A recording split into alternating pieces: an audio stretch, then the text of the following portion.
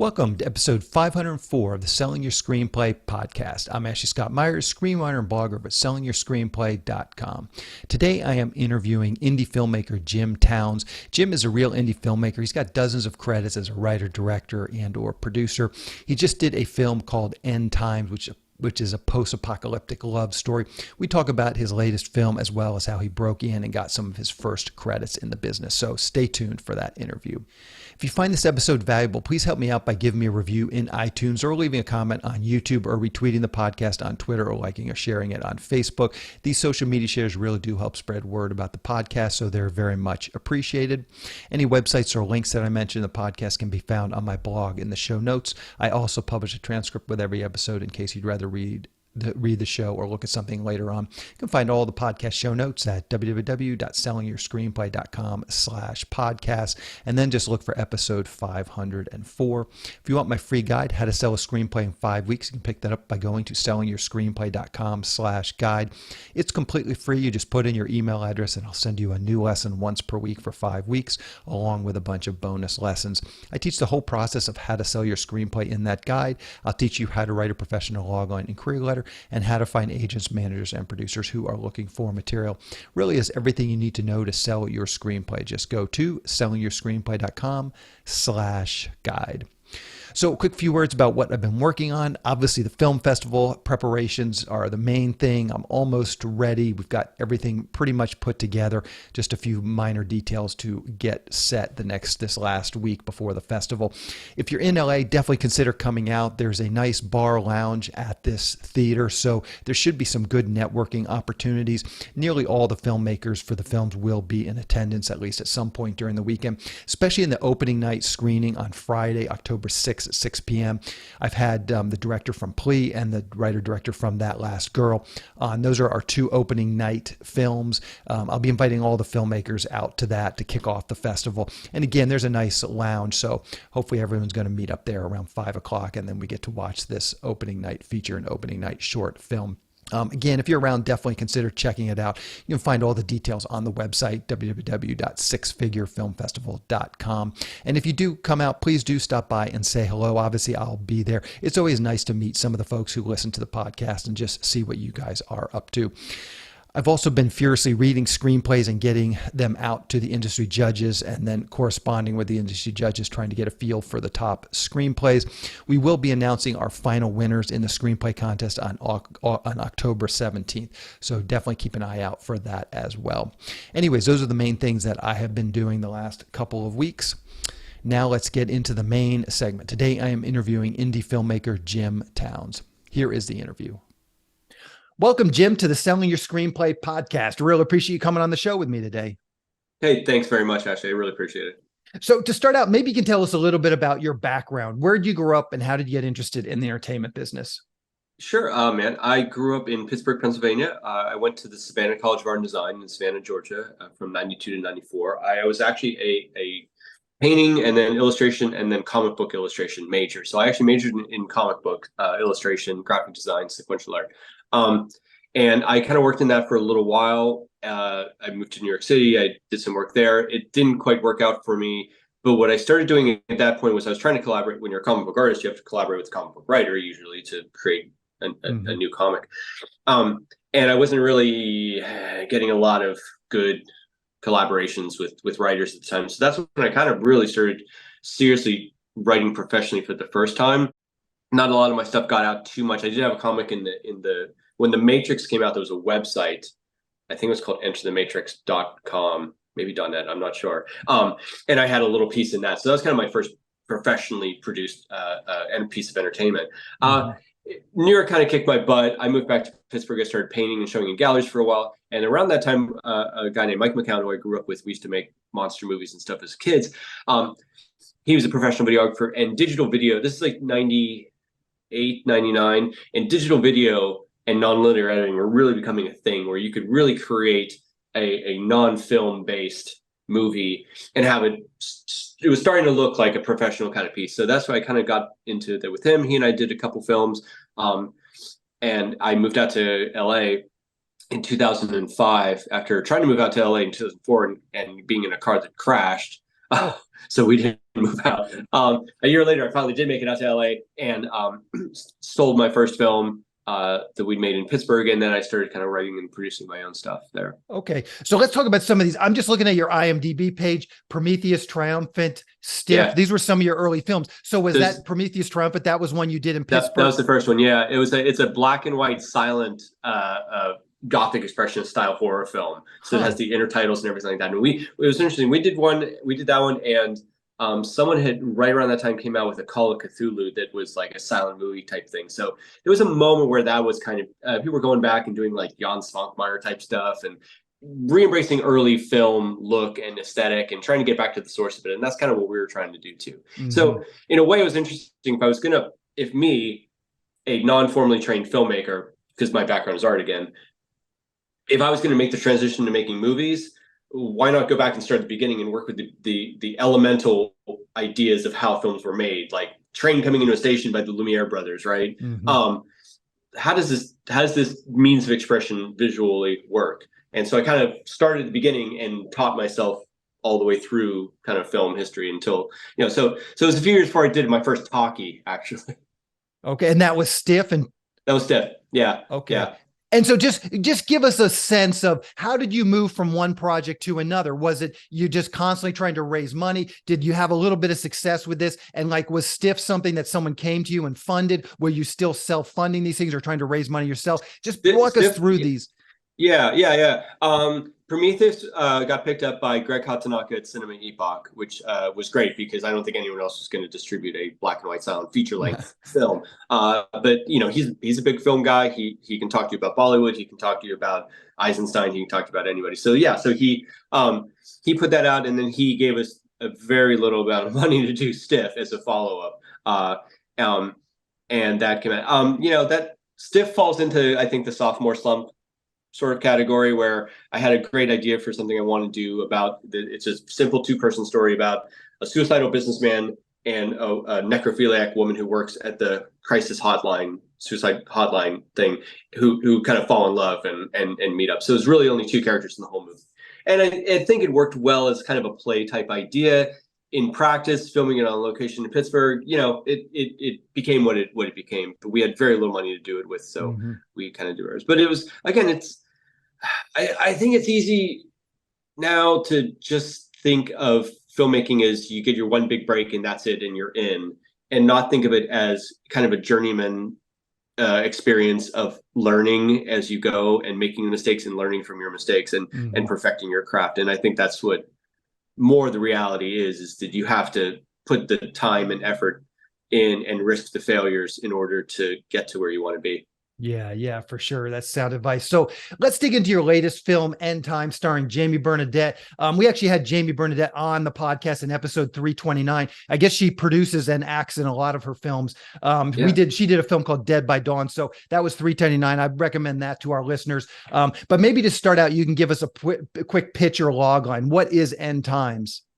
Okay. End Times is it's a love story that takes place at the end of the world. And it's about an aging mercenary who's done a lot of things he's not happy, not proud of, who, when a pandemic forces LA to be blocked off into a quarantine zone with the living dead, he finds this sort of pampered young suburbanite girl who has no skill sets that are going to allow her to survive in this new world. And he starts training her on how to survive. And the two form this kind of surrogate father-daughter relationship.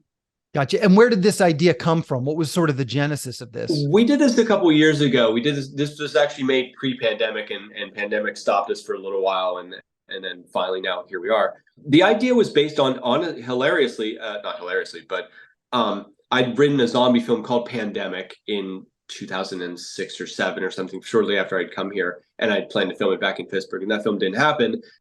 Scripts and stories come from every different kind of place for me. The genesis of 2 films has never been the same for me. Jamie and I had worked together a little bit on some smaller stuff, and we really wanted to do something together. And she had some access to some funds to get us started, and we were trying to hatch an idea.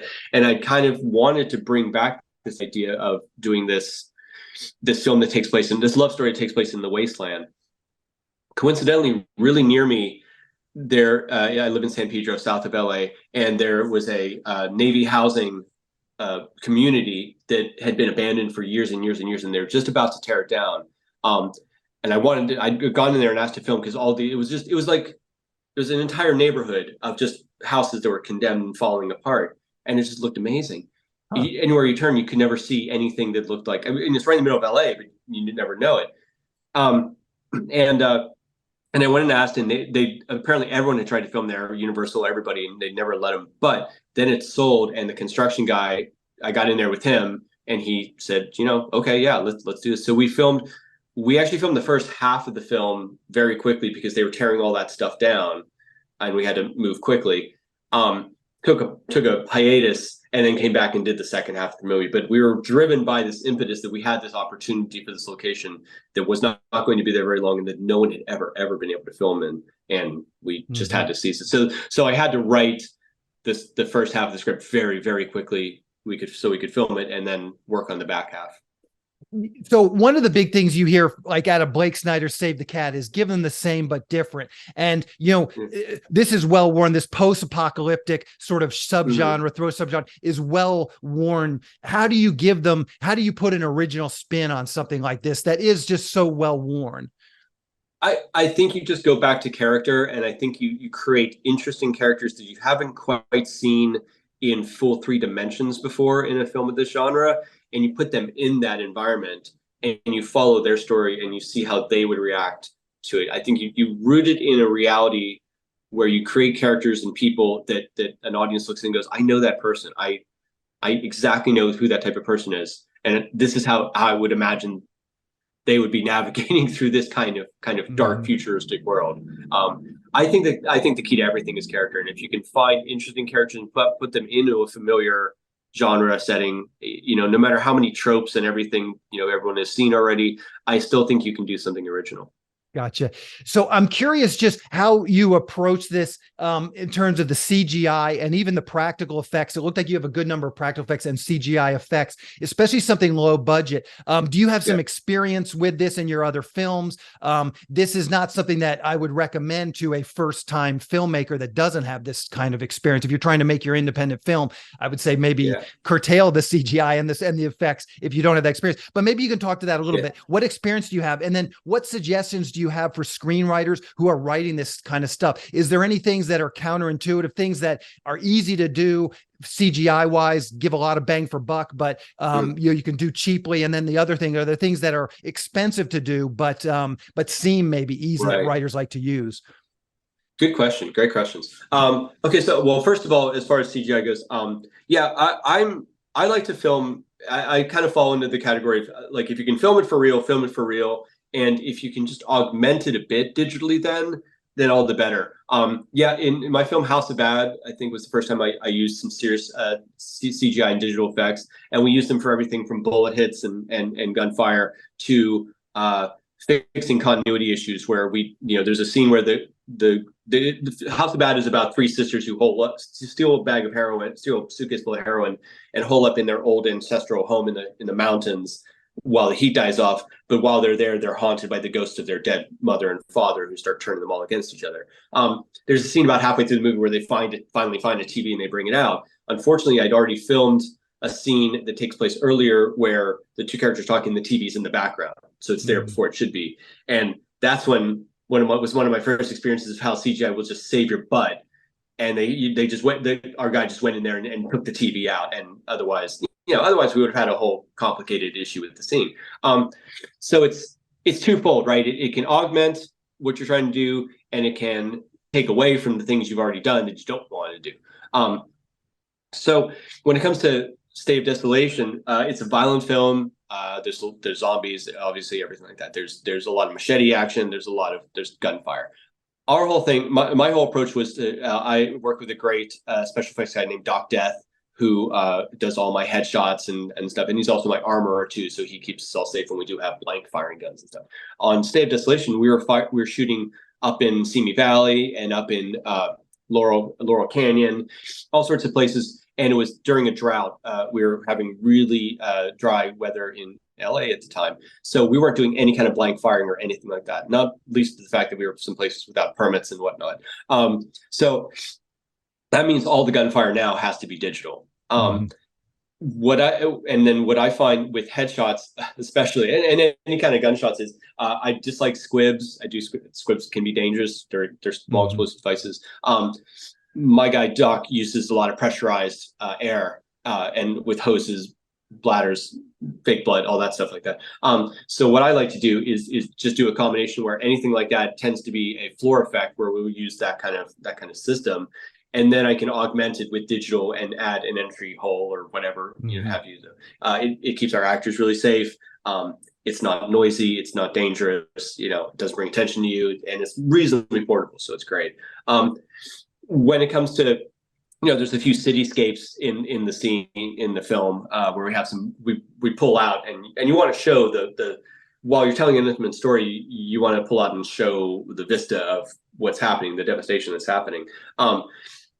And those were just bits where we just shot the plates, locked down, and my guy Damon, who's great, he used to work with Lightstorm Entertainment, he worked on Avatar, came in and came in with the effects and created these burning cities and created and again, there's still some removal stuff where we would shoot, and no matter how careful we were, eventually there'd be a car that would drive by in the background, so you'd have to cut that out and block it out.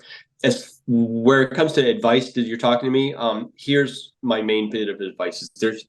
I'm not sure everyone is cognizant that there's two types of animation, right? There's 2D animation and 3D animation. 2D animation is, again, where there's a TV in the background and you don't want it, and someone goes in there and cuts it out and takes it away. Or it's a character is like in House of Bad, we had the characters, the ghosts, we created this sort of TV snow interference kind of effect, a little bit like The Ring, this kind of thing, where they would just sort of shift and shimmer in and out, just almost like the vertical hold was just a little not right on them. Things like that are 2D effects. They're pieces of effect that are layered on top of the footage you shot. They're not hard to do. They're not expensive to do. They've gotten cheaper and cheaper. On my recent film, Beast Inside, we have a ton of those effects, and they were incredibly easy to do. Everything from taking a character's eyes and turning them all black or anything like that. When you get into, as far as writing, if you're starting to write like a monster that comes out of out of wherever and is attacking people are fighting with it, now you're into 3D effects, and 3D effects are much more complicated and much more expensive. So for the budding filmmaker, again, my advice would be write in the effects, write in things that you're not sure how you're going to do them, and then consult with someone who does know how to do them, because these people are going to know a lot more about it than you. And then follow their advice. And when it comes to shooting, if you're going to shoot your own stuff, or if you're going to produce your own film, have that person available, consult with that person, do storyboards, and try and figure it out, because shooting it the right way is going to save you all the hassle later. And it's going to save you your budget later. Yeah. Sound advice for sure. So let's talk about your writing process a little bit. I just like to get a sort of a feel for how people write. So this is my first question. Where do you typically write? Do you have a home office? Do you have to go to Starbucks? You want that ambient noise? And when do you write? Are you like first thing in the morning, or are you like late at night or the middle of the day? What does your writing schedule look like? My writing schedule is pretty aggressive, because I've written a couple books too. So I do both publishing and screenwriting at this point. I'm kind of double stacked. I'm fortunate enough to have a nice little house down here in San Pedro, so I have a few options. I write in the living room a lot. I sit on the couch and I work. It's because I'm also the director of my movies, so I'm busy enough that I tend to I'll be editing on one project and writing the next project. And one of the nice things about editing is once you edit a scene or something like that and you want to export it or like that takes some time. So I'll work in, I have an office that I usually use to do my editing in, which has a bigger computer, obviously. I'll get some work done there, export it, and now it's 5 or 6 hours of that happening. So meantime, I'm just going to go in the living room and sit down and do my other writing, do my actual writing on my laptop. But we have a little thing in the backyard I like to sit in sometimes and just get outside, because you can forget how negative the effects of just sitting in one room inside for hours and hours and hours and hours writing can have on you. It's not even affecting the writing, it's just affecting you. So my advice would be to change it up for any other writers out there that are listening. Just, don't get locked into like, I can only write this way with this many cups of coffee and in this place and this place like that. That's fine if that's like your happy thing, but challenge yourself and shift yourself out and go someplace else and do it. Yeah. I don't tend to write much in public anymore.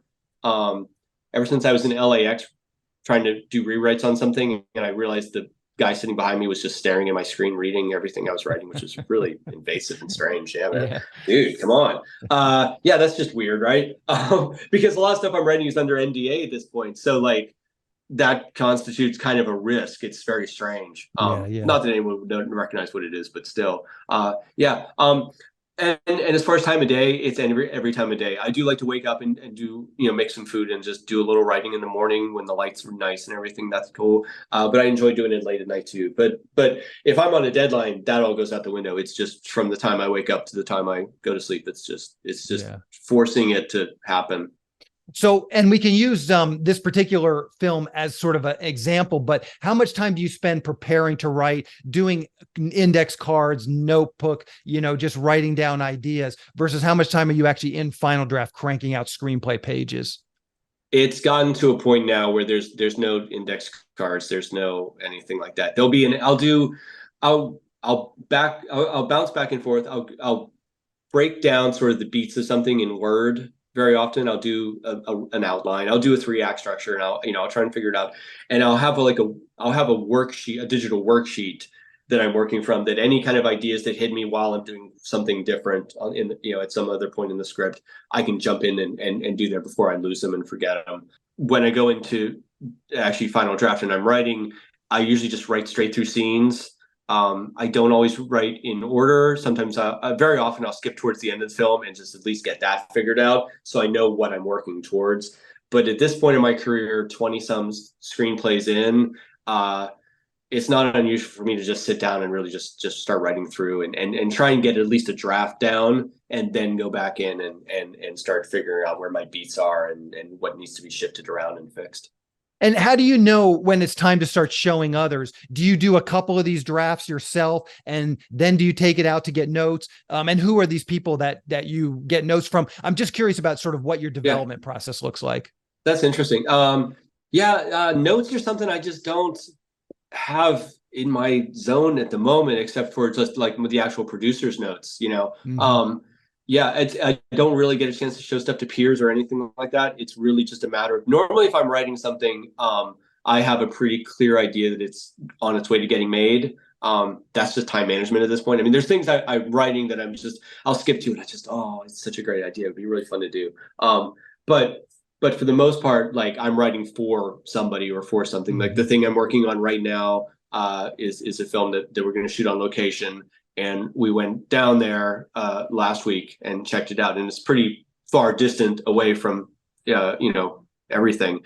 So it was a matter of like really looking at like the location and what it affords and what options we have there and what assets we can employ, and then coming back and starting to revise what I'd originally planned to do based on those considerations. So I'm really writing for production at this point, and that's kind of the that's the best part and the worst part too of being the director and producer as well of most of my projects. Is like I'm basically writing for myself, knowing that in 6 months or 12 months time, I'm going to be standing on a set trying to film what I wrote and just going like, what was that guy thinking? Jeez. I wrote a film I just shot called Killer X. I shot in New Jersey and Pennsylvania in June. I hadn't had a chance to scout all the locations. I scouted some of them. And then came back and finished writing the script, and we went and shot. And the one location was the family's house, and I hadn't gotten to see it. And for some reason, I wrote a ton of scenes to take place in the kitchen, like all these conversations, right? Because it's the kitchen, right? And everyone meets up and talks in the kitchen. And when I finally got to the location, the kitchen was so small, and it was just, why did I write? I'm 3 scenes into. We just shot all those kitchen scenes in one day. I'm like, why did I write so many scenes in this kitchen? Because you run out of ways to film it interestingly that's not repetitive. How many way different, there's just not that many places to put the camera. So that's that's the upside and downside of being your own writer, really, when you're a filmmaker. Yeah. So how do you approach screenplay structure? You mentioned the 3-act structure. There's the Sid Field, Blake Snyder. They have these sort of delineated templates. But what's your approach to screenplay structure, just sort of in general? I hang everything on that 3-act just as a beginning template.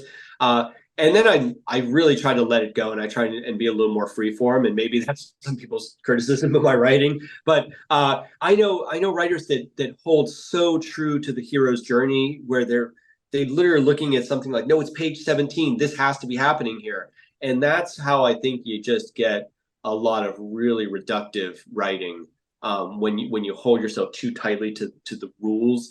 Because I think for any of those rules that you read or see, you can find 5 examples of a screenwriter that went totally in the face of those things, and it was a success. I mean, it's just, whether it feels right or not, it's an intuitive and organic thing. It's like editing, really. We know when the rhythm and tempo feels right, and we know when it doesn't. And really, it's just about stepping back, forgetting everything else, and looking at what you're writing and going, does this feel right? Does this flow feel good? Mm-hmm.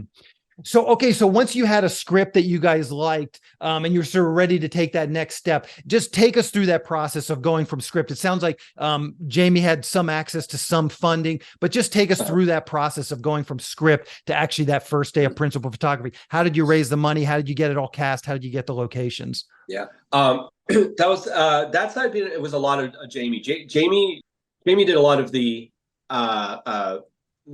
producing on that end, as far as fundraising and as far as casting. I'm also a producer on the film, so I dealt with a lot of locations. I did a lot of props,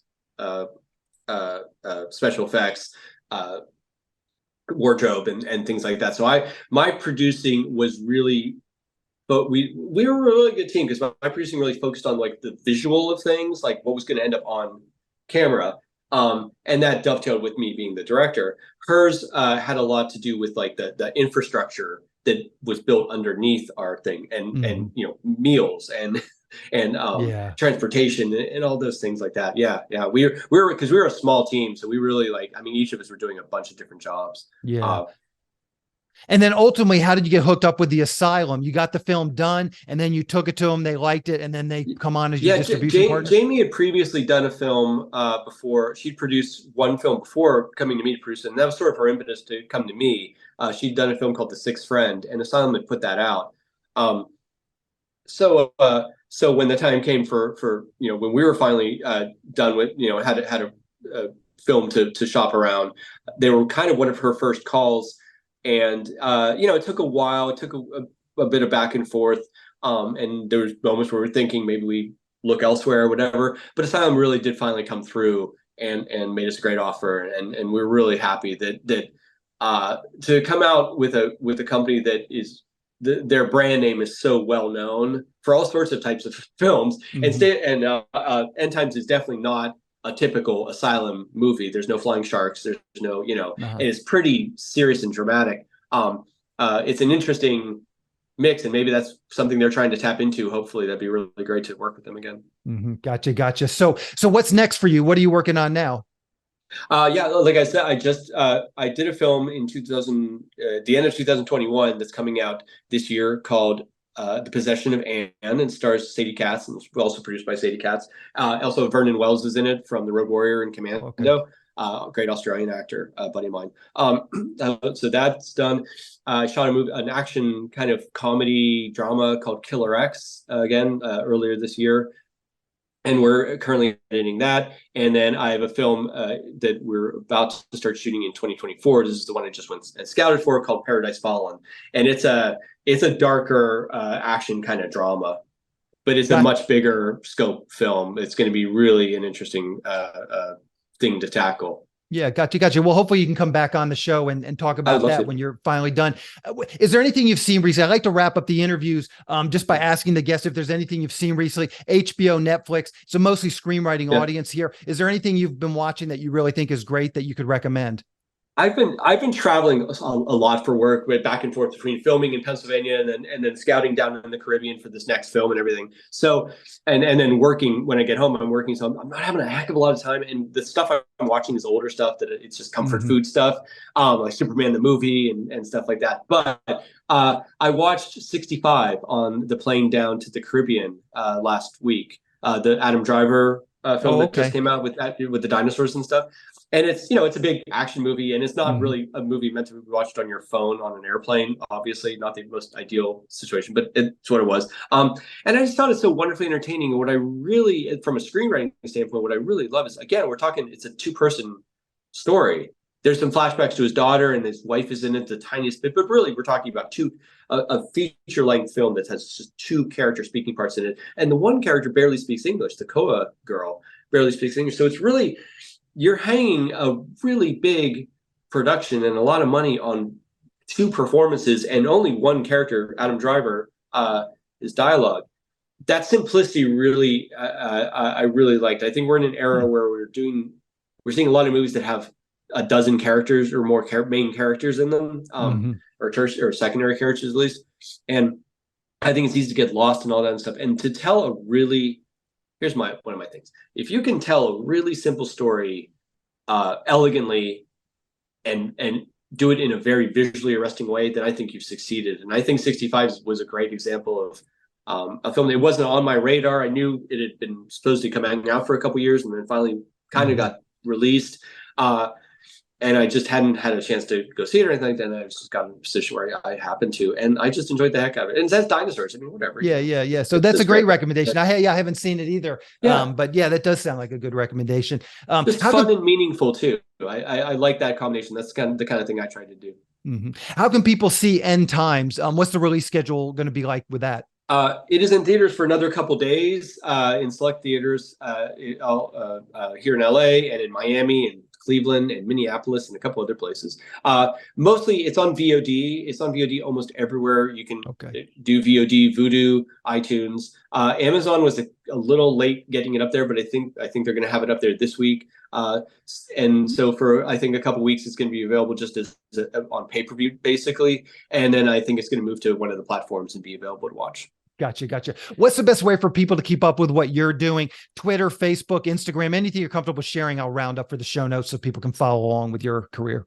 Yeah, I'm on Twitter, Instagram, and Facebook. Just it's Jim Towns. Just look Okay. around for me and you'll find me Okay. and stuff. Perfect. And it's a regularly updated amalgam of stuff in my life and in my career. But there's a lot of work updates too between my filmmaking and my publishing. Gotcha. Gotcha. Perfect. Well, Jim, I really appreciate you coming on and talking with me today. Good luck with this film and good luck with all your future films as well. Thanks, Ashley. I really appreciate it. Thanks, Hey, everybody. thank you. Yeah, we'll talk to you later. Bye. SYS's From Concept to Completion screenwriting course is now available. Just go to www.sellingyourscreenplay.com/screenwriting course. It will take you through every part of writing a screenplay, coming up with a concept, outlining, writing the opening pages, the first act, second act, third act, and then rewriting. And then there's even a module at the end on marketing your screenplay once it's polished and ready to be sent out. We're offering this course in two different versions. The first version, you get the course, plus you get 3 analyses from an SYS reader. You'll get 1 analysis on your outline, and then you'll get 2 analyses on your first draft of your screenplay. This is just our introductory price. You're getting 3 full analyses, which is actually the same price as our 3-pack analysis bundle. So you're essentially getting the course for free when you buy the 3 analyses that come with it. And to be clear, you're getting our full analysis with this package. The other version doesn't have the analysis, so you'll have to find some friends or colleagues who will do the feedback portion of the course with you. I'm letting SYS Select members do this version of the course for free. So if you're a member of SYS Select, you already have access to it. You also might consider that as an option. If you join SYS Select, you will get the course as part of that membership too. A big piece of this course is accountability. Once you start the course, you'll get an email every Sunday with that week's assignment. And if you don't complete it, we'll follow up with another reminder the next week. It's easy to pause the course if you need to take some time off, but as long as you're enrolled, you'll continue to get reminders for each section until it's completed. The objective of the course is to get you through it in 6 months so that you have a completed, polished screenplay ready to be sent out. So if you have an idea for a screenplay and you're having a hard time getting it done, this course might be exactly what you need. If this sounds like something you'd like to learn more about, just go to www.sellingyourscreenplay.com/screenwriting course. It's all one word, all lowercase. I will, of course, link to the course in the show notes, and I will put a link to the course on the homepage up in the right-hand sidebar. On the next episode of the podcast, I'm going to be interviewing writer-director John Garcia, who just did a Bigfoot horror film called Summoning the Spirit. He's done a number of LGBTQ films, including this horror film. It's an interesting discussion with him next week about how he's been able to launch his career and now get his latest film produced. So keep an eye out for that episode next week. That's our show. Thank you for listening.